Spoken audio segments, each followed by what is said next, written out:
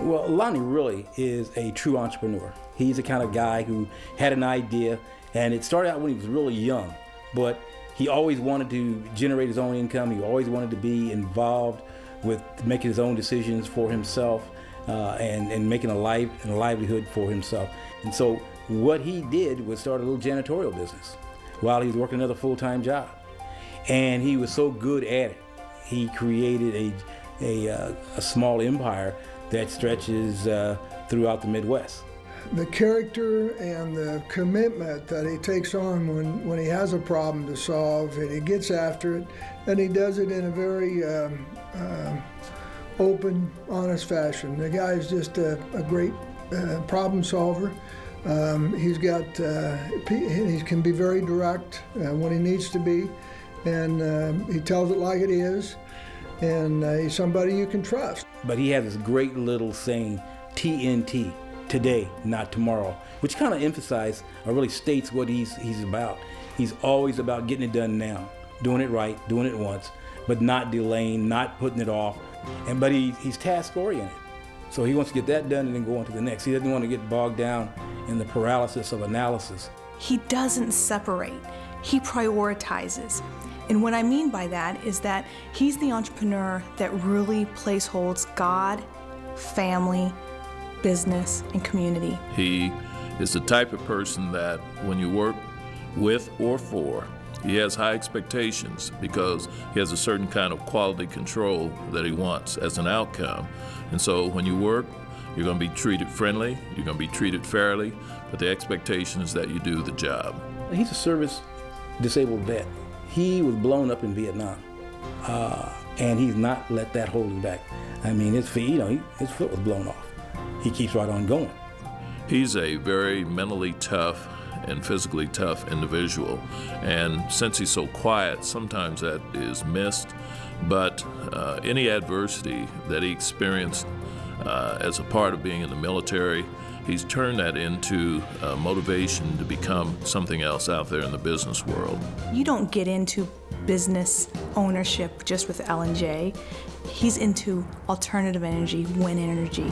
He also owns part of a bank. He also is a man that on his free time thought he would go international and sell franchise rights in America.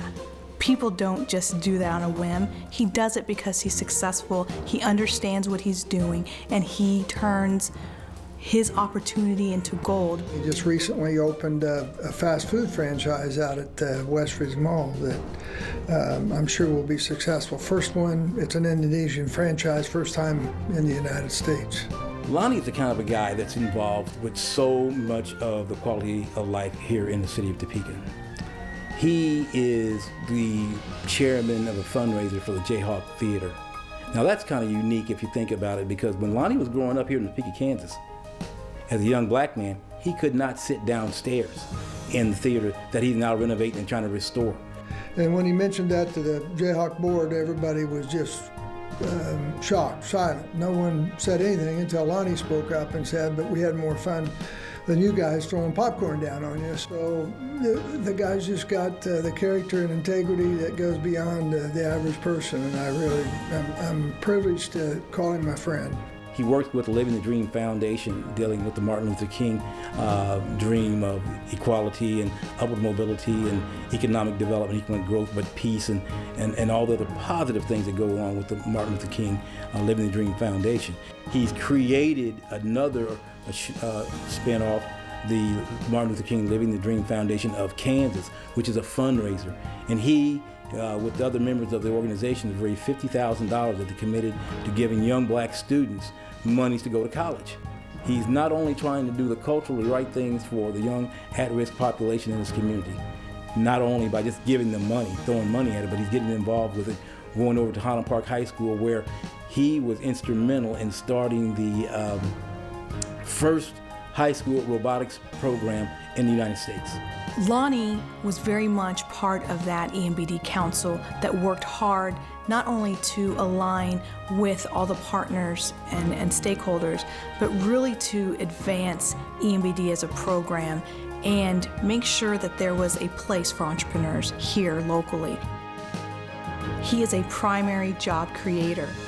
But more than that, I don't want to leave here reducing him to prophets, successful models to follow. I want people to understand him, that he is that community doer. He gives and he says what he's going to do, and he does it. And yes, he's pulled every direction, but he still believes in his community. And that's what makes him so important to Topeka.